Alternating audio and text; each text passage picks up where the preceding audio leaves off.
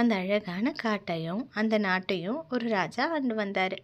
ஒரு நாள் ராஜா வனத்துக்கு போனார். அங்கே இருந்து அந்த பசுமையான இடத்தையும் பூக்கள் எல்லாம் பார்த்ததில் ராஜா மெய் மறந்து அந்த காட்டிலேயே ரொம்ப நேரம் தங்கிட்டார்.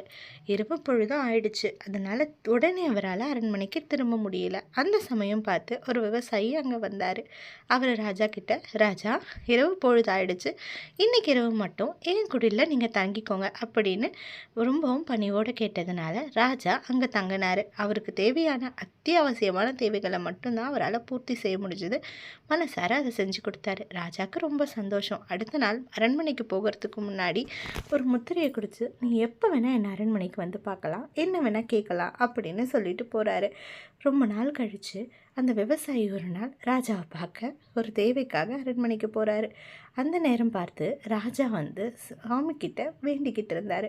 இதை பார்த்து விவசாயிக்கு அப்போ தான் புரிஞ்சுது, ஆஹா, நம்ம ராஜா கிட்ட உதவி கேட்க வந்தால் ராஜாவே ஏதோ ஒரு தேவைக்காக தான் சாமிக்கிட்ட வேண்டிக்கிட்டு இருக்காரு. அதனால் நம்மளும் சாமிக்கிட்ட வேணுன்னா கண்டிப்பாக எல்லாமே கிடைக்கும் அப்படின்னு சொல்லிட்டு அங்கேருந்து போகிறதுக்கு முயற்சி பண்ணுறாரு. அந்த சமயம் பூஜையிலேருந்து விழிச்சுக்கிட்ட ராஜாவும், என்ன இது, நமக்கு உதவி செஞ்ச விவசாயி வந்துட்டு நம்மளை பார்க்காமலே போகிறாரே, என்ன விஷயமா இருக்கும் அப்படின்னு அவர் நிறுத்தி கேட்குறாரு.